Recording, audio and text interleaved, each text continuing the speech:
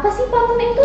Mungkin Saban boleh menjelaskan? Kalau menurut saya nih ya, pantun itu adalah salah satu bentuk puisi lama yang memang cukup dikenal oleh masyarakat Indonesia, terutama masyarakat Melayu. Pantun punya ciri khasnya tersendiri, dan pada awalnya ia lebih dikenal sebagai sastra lisan.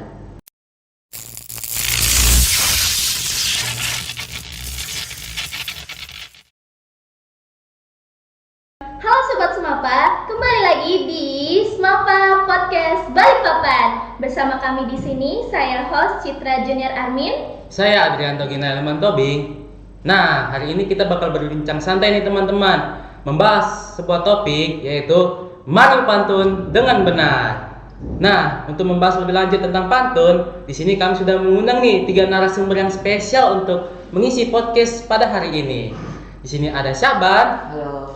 ada Via, dan ada Lira. Wah, apa kabar nih teman-teman semua? Baik dong. Hari ini kelihatan cerah-cerah banget ya. Ada Iya. apa sih? Tanggal berapa ya hari ini Adrian ya? Bentar. Ini kan kita pakai baju batik nih. Oh iya, aku baru ingat. Ini tanggal 2 Oktober.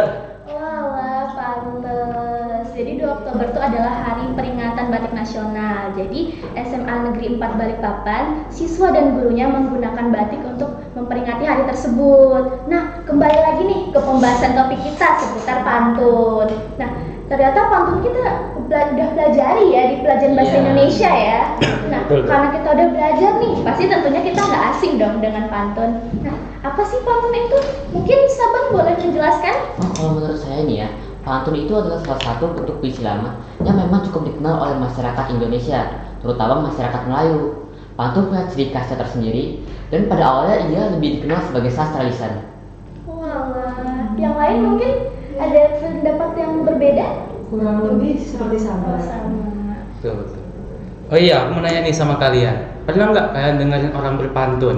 Sepertinya berpantun sudah mulai membudaya ya. Menurut kalian bagaimana? Saya sih sering ya mendengar orang berpantun, terutama teman-teman saya. Menurut saya, kembali membudaya pantun ini justru memberikan dampak yang positif bagi lingkungan sekitar kita, di mana kita bisa melatih kreativitas anak bangsa, mendidik generasi bangsa, sekaligus melestarikan budaya ini agar jauh dari kata kepunahan. Bagus. Gitu. Kalau menurut saya, kalau misalnya ditanya udah pernah dengar pantun gak sih? Pernah, tapi baru sebatas dari film atau acara TV.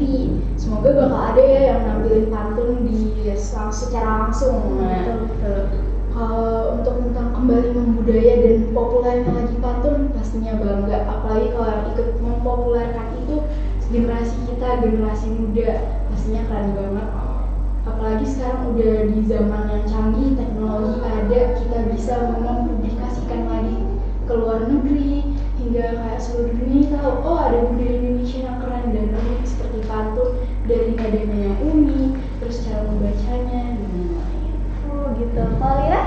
Kalau ditanya pernah mendengar pantun, pastinya pernah ya. Sedari dulu, bahkan hingga saat ini, baik secara langsung maupun tidak langsung. Dan pendapat saya sendiri mengenai pantun yang kembali membudaya, pastinya saya turut senang dan bahagia banget ya Allah. Karena saya pun berharap suatu hari nanti bisa menjadi bagian dari mereka yang turut berkontribusi membantu membudayakan kembali pantun ini di masyarakat. Saya pribadi menganggap bahwasanya pantun ini menjadi salah satu karya sastra yang dapat dipahami atau ditelaah, dicerna oleh semua kalangan masyarakat, baik anak, remaja, dewasa, orang tua sekalipun.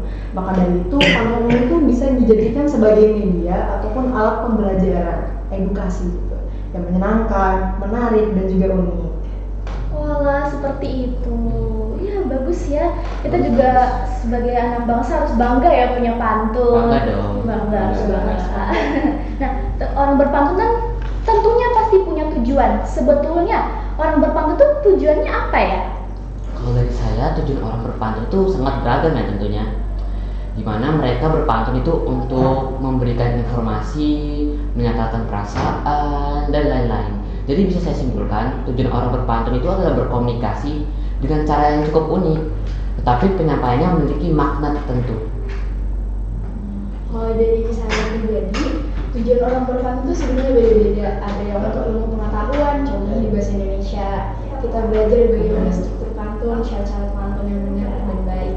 Lalu ada juga nih Betawi, mereka punya adat istiadat dalam pengantin. Biasanya ada yang namanya tradisi palang pintu. Palang pintu bisa digunakan untuk sebagai permintaan izin dari mempelai pria kepada wanita. Contoh pantun yang mereka pakai itu pantun berbalas. Saya juga akan menambahkan kemudian dari pantun. Yang pertama itu adalah sebagai pesan moral. Nah, jadi si penulis atau yang ingin menyampaikan ini, dia menggunakan media pantun ini untuk menyampaikan pesan moral. Jadi mengikuti tata bahasa atau kaidah kebahasaan yang sudah ditentukan.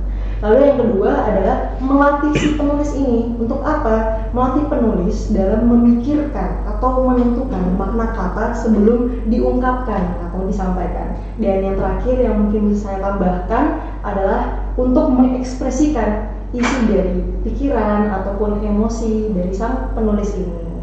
Wah, beragam banget ya tujuannya ya, bisa dipakai untuk bermacam-macam ya. Benar. Kayaknya kalau tujuannya aja masih kurang lah ya. Aku mau nanya nih sama kalian, masih ingat gak kalian sama ciri-ciri dari pantun? Kan kita sama-sama nge-share nih buat teman-teman yang masih belum tahu nih tentang pantun. Betul. Tadi kan sudah ngomong tujuannya, nah sekarang ciri-cirinya kayak mana nih? Nah, ciri-ciri pantun itu ada 3. Yang pertama, setiap bait terdiri atas 4 baris. Lalu setiap baris terdiri atas 8 sampai 12 suku kata. Juga sajak atau akhir bunyi pantun itu berpola ABAB. Wah, seperti itu. Nah, kan udah dibacakan nih ciri-cirinya. Saya boleh nggak minta dari kalian masing-masing untuk memberikan contoh pantun? Bisa.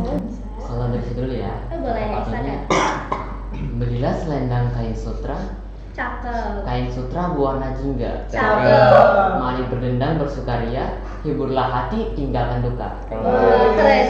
Nah, kalau dari aku mungkin aku punya pantun nasihat. Nah, boleh tuh. Tumbuh merata pohon tebu. Cakep. Pergi ke pasar membeli daging. Cakep. Banyak harta, miskin ilmu, bagai rumah tak berdinding. Aduh. Saya juga bakal nambahin. Boleh. Hujan di pagi hari. Cakep. Basah bumi dan dedaunan. Cakep. Wahai kasih datang kembali agar rinduku terobati. Aduh. Kita gamon nih ya. Iya, jelas gampang nih ya. Oh iya, tadi saat saya mendengar kalian membacakan pantunnya, saya ada mendengar nih sedikit dari pantunnya Saban. Kok agak berbeda ya dari ciri-ciri yang tadi disebutkan oleh Via? Betul tuh, sebenarnya pantun yang benar itu seperti apa ya?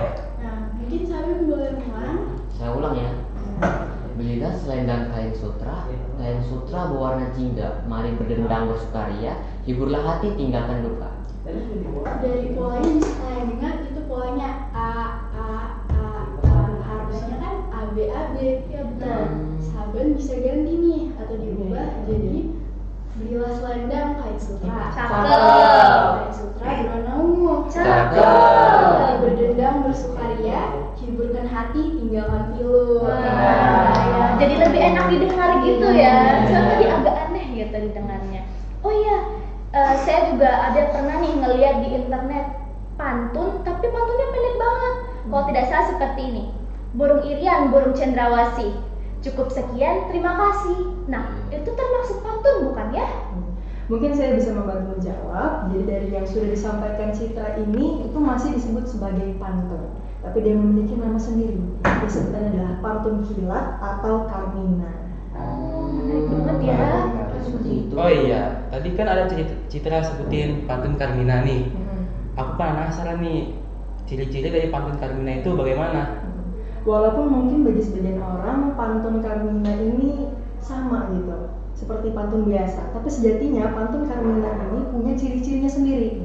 Yang pertama, secara baris. Pantun karmina ini kan kilat ya, jadi dia hanya terdiri dari 2 baris saja. Nah, dan masing-masing baris ini juga punya namanya loh. Yang pertama itu disebut sebagai sampiran, dan yang kedua itu disebut sebagai isi. Dan yang terakhir secara sajak atau bunyi di akhir kalimatnya itu. Nah, itu bersajak a, jadi sama. Paham. Paham. Wah, menarik sekali ya pembahasan podcast pada hari ini. Kayaknya aku sudah ada deh agak-agak sedikit tahu gitu kan yang dibahas tadi. Kalau pantun itu juga bisa melatih otak kita sendiri kan, bisa membantu kita lebih berkreasi lah. Gara-gara kita itu bisa menyusun sebuah kata menjadi sebuah makna setelah kita mengucapkannya. Apalagi kan sekarang aku itu kayak senang banget nih di podcast pada hari ini membahas pantun.